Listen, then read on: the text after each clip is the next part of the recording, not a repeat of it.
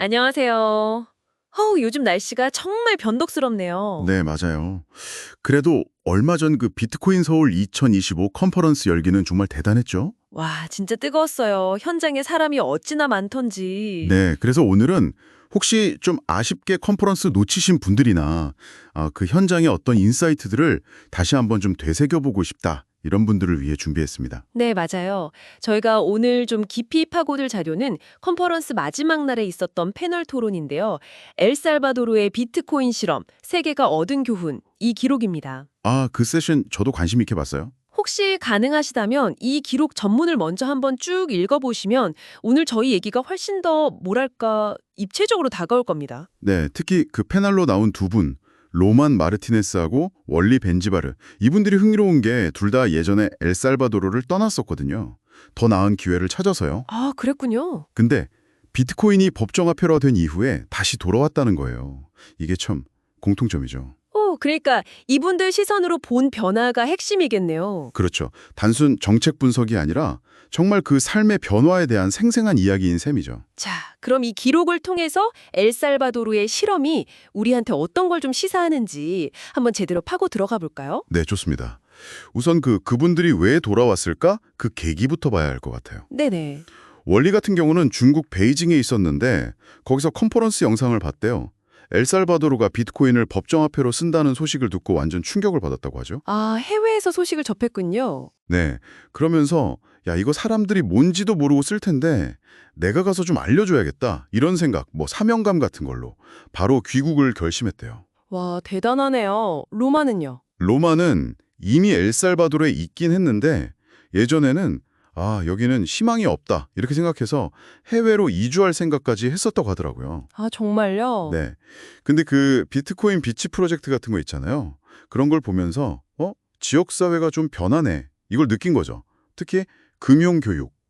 이게 정말 중요하구나. 여기서 가능성을 보고 마음을 바꿨다고 해요. 그렇군요.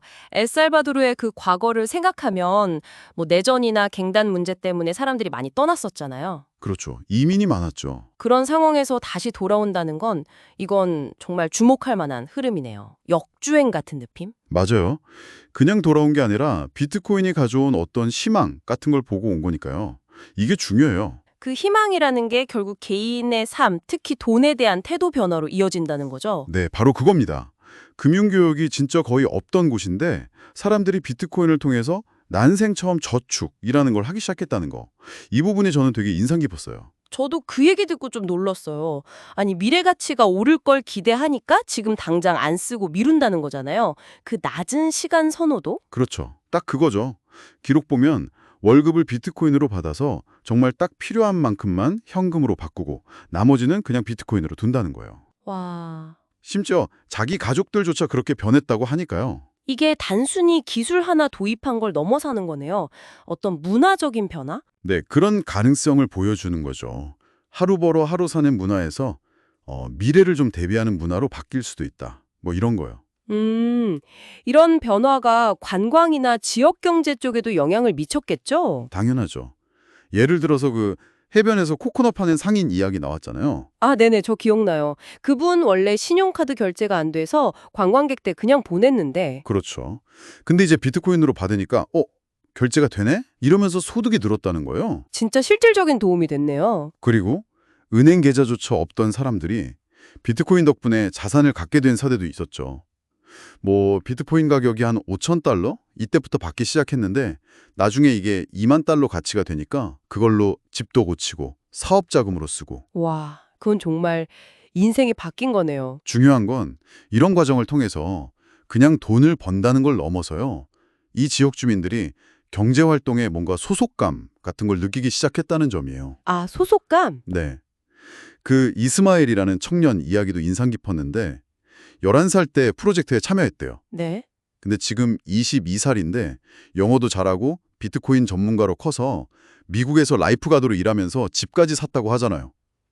이건 그냥 성공 스토리가 아니라 지역사회에 롤모델이 생긴 거죠. 이야, 정말 대단한 변화네요. 근데 좀 궁금한 게 이렇게 긍정적인 얘기들이 많은데 왜 일부 언론에서는 엘살바도르 실험을 실패라고 평가하는 걸까요? 네. 그 지점. 그게 참 흥미롭죠. 실제로 뭐 비트코인 사용률이 10% 정도밖에 안 된다. 이런 걸 근거로 들기도 하고요. 네, 그런 기사 저도 본 것 같아요. 근데 이 패널들은 현장에서 느끼는 현실은 완전 다르다고 주장하는 거죠. 어떤 식으로 다른가요? 예를 들면 비트코인 관련된 스타트업들이 막 생겨나고 혁신이 일어나고 있다는 거예요. 심지어 외국 기업들이 엘살바도르로 와서 뭐 프로그래머 50명 뽑겠다 이러면서 새로운 일자리도 만들고 있고요. 아, 단순히 결제 수단 사용률, 이 숫자만 봐서는 안 된다는 거군요. 그렇죠. 그건 너무 단기적인 지표라는 거죠. 그리고 뭐 나라가 더 안전해지고 미래 가치를 보고 아이들 교육시키려고 이주해오는 가족들도 늘고 있다. 또 부동산 투자, 일종의 플랜 B 같은 거죠. 이런 것도 늘고 있다는 이야기는 언론에서 잘 안 다루잖아요. 그러네요. 확실히 그 단기적인 통계랑 장기적인 어떤 사회 구조 변화 사이에는 좀 시각 차이가 있을 수 있겠어요. 결국 핵심은 교육 같아요. 교육을 통해서 이런 변화를 계속 이어가게 만드는 거. 그리고 비판적인 보도에 대해서 에이, 언론은 맨날 거짓말해. 이렇게 그냥 넘길 게 아니라 실제 변화하는 모습이랑 교육으로 보여주겠다. 이런 태도가 중요해 보였어요. 네, 오늘 이렇게 엘살바도르 현장의 목소리를 직접 들어보니까 비트코인이 진짜 단순한 기술이나 화폐를 넘어서는 어떤 사회 변화의 총괄제? 그런 게 될 수도 있겠다는 생각이 드네요. 그렇죠. 저는 개인적으로 금융 교육하고 희망, 이 두 가지가 만났을 때 사람들 삶이 얼마나 긍정적으로 바뀔 수 있는지 그걸 다시 한번 좀 느꼈어요. 저는 그 낮은 시간 선호도로의 변화? 그러니까 미래를 위해서 현재 만족을 좀 미루는 거잖아요. 네네. 그게 확산되는 모습이 인상 깊었어요. 이게 장기적으로 사회 전체에 어떤 영향을 줄까 계속 좀 지켜보고 싶어졌고요. 또 외부 시선이랑 내부 현실의 그 간극을 어떻게 잘 좁혀나갈까 이것도 중요한 과제 같다는 생각이 들었습니다. 정말 그렇네요. 오늘 저희 나눈 이야기처럼 직접 경험하고 느끼는 게 참 중요한 것 같아요. 마지막으로 여러분께도 한번 질문을 던져보고 싶네요. 만약 여러분이 살고 계신 곳에서 뭐 비슷한 실험이 진행된다면 어떤 변화를 가장 기대하세요? 또 반대로 가장 좀 우려되는 점은 뭘까요? 네, 한 번쯤 생각해 보시면 흥미로울 것 같습니다. 오늘 저희와 함께 이렇게 깊이 있는 이야기 나눠주셔서 정말 감사합니다. 다음 시간에 더 재미있는 주제로 찾아뵙겠습니다. Welcome back to the deep dive. Today we're doing something a little different, kind of a special look back. We're going to revisit a key moment from Bitcoin Seoul 2025. Ah, yes, that was quite the conference. It really was. And this is especially for anyone who couldn't make it, or maybe you were there, but just want to, refresh your memory on one particular highlight. Good idea. Which session are we diving into? We're focusing on that final session, the one that got a lot of buzz, El Salvador's Bitcoin experiment. Global lessons learned. Right, that one was fascinating. Exactly. So our mission today is basically to pull out the most, let's say, surprising or impactful insights from that panel.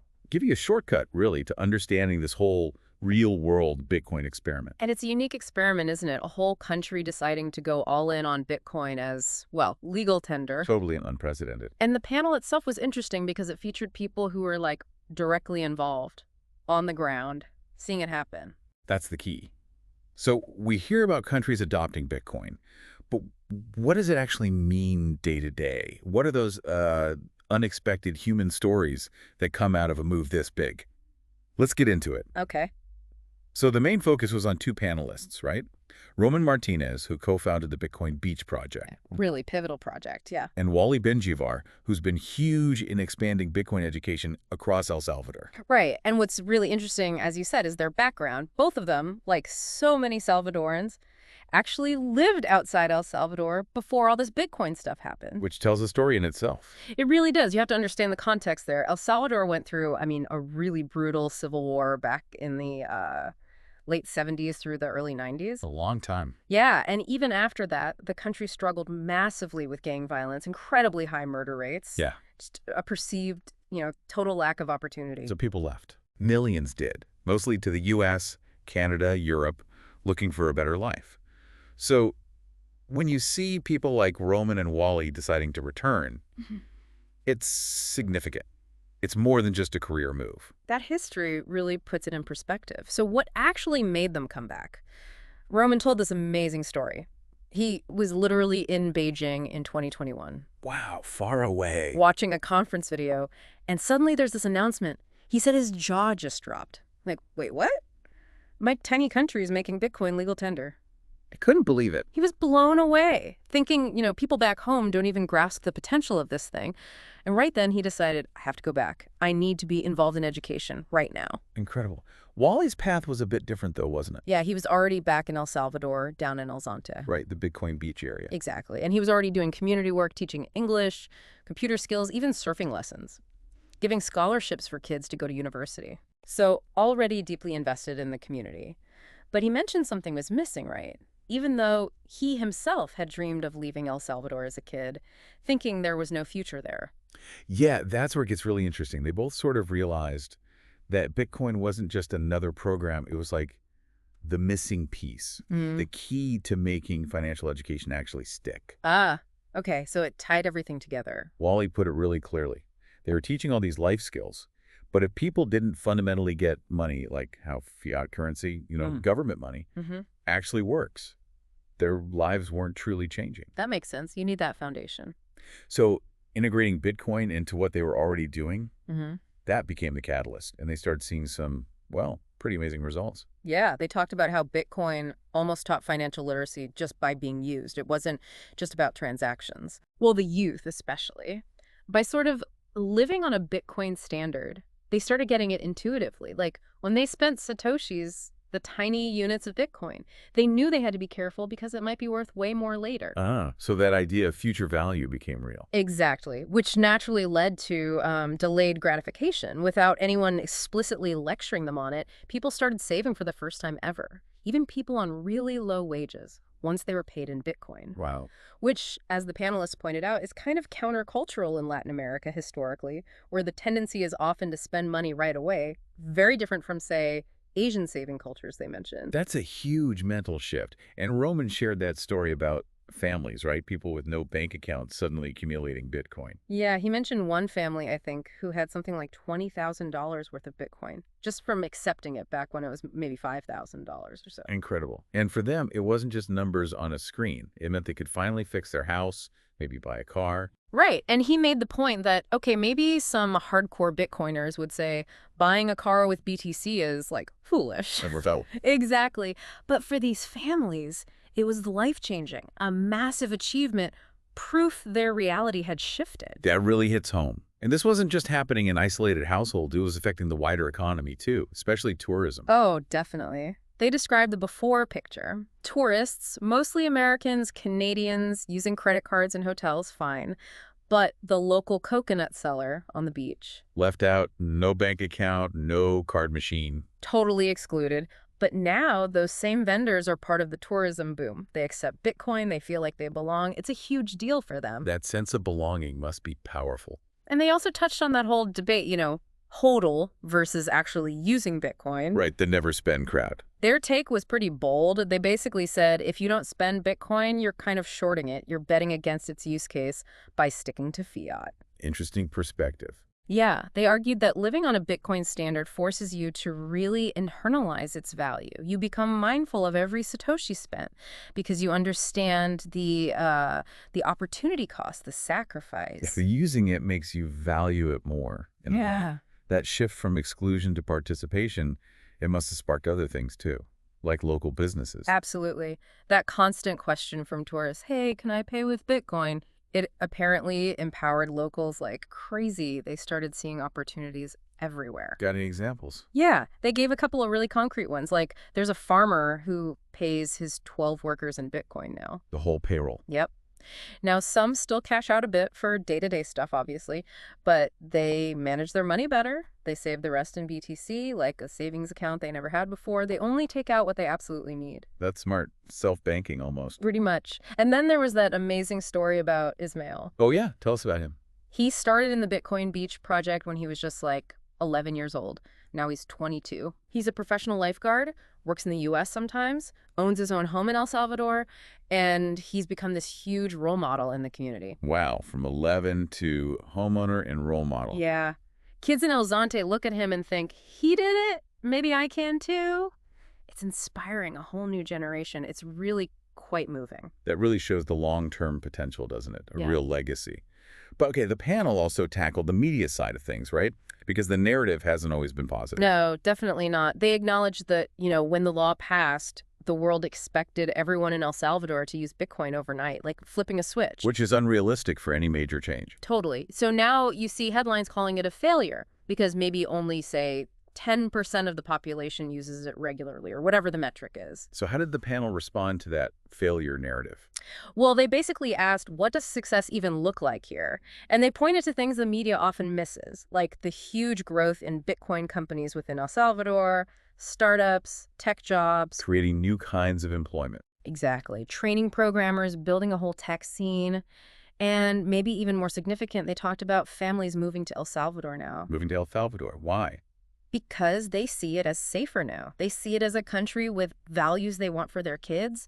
Plus, you have loads of Bitcoin tourism, foreigners investing in real estate, lots of people seeing El Salvador as a kind of plan B. Safe haven, almost. In a way, yeah. These are major impacts that don't fit neatly into that simple what percentage uses Bitcoin daily metric. Right. It's much bigger than just daily transactions. Yeah. So if you pull all these threads together, the financial literacy, the savings, the tourism, the new businesses, people moving there, what's the overall picture? The panelists described it as a fundamental shift in the national spirit, a real sense of hope, of positive energy. Hope? Yeah, palpable hope. Yeah. Which they contrasted with what they see as like a kind of depression in many other parts of the world right now. In El Salvador, people are choosing to stay, they're building, they're dreaming bigger. You can apparently feel it. That's powerful. A feeling of optimism. Definitely. And that led to their big invitation, really. They urged everyone, come visit, come see for yourself. Experience it firsthand. Yeah. They were convinced it's the only way to really get the historical significance, to understand why El Salvador might actually be forging a new path. You could really hear the conviction in their voices. Wow. Okay, that brings us through the main points. What an incredible journey, really. Listening back to their experiences at Bitcoin Seoul 2025, those stories from Roman Martinez and Wally Benjivar, just amazing. It really paints a picture, doesn't it? And stepping back, I think El Salvador's story really highlights the underestimated power of financial education and that idea of delayed gratification taking root organically. Yeah. It shows how technology, when it's embraced like this and driven by people on the ground, can genuinely spark hope and really transform a community from the bottom up. For me, what really stands out is just the resilience, you know, Yeah. the ingenuity of the Salvadoran people. They face so much history, so many challenges, yet they adapted, embraced this new thing, and fundamentally shifted how they thought about money and their own future. Yeah, that adaptability is key. It really speaks to change starting with everyday people, not just top-down policy. And I think it's also a lesson in critical thinking for all of us. When we see those quick headlines, experiment failed, it's so important to dig deeper, isn't it? Absolutely. To understand the nuances, the stuff happening beneath the surface, the long-term ripple effects, because progress, especially something this bold, it's rarely a straight line. The full story takes time. Well said. So, thinking about everything we've heard today, financial literacy becoming real, that shift in mindset, those incredible personal stories, it makes you wonder, doesn't it? How could a similar focus, maybe on financial education or new technologies, change how people see opportunity and life quality in your own town or your own country? That's a great question to ponder. Definitely something to think about. Thank you for joining us on this deep dive. We'll catch you next time. Keep exploring.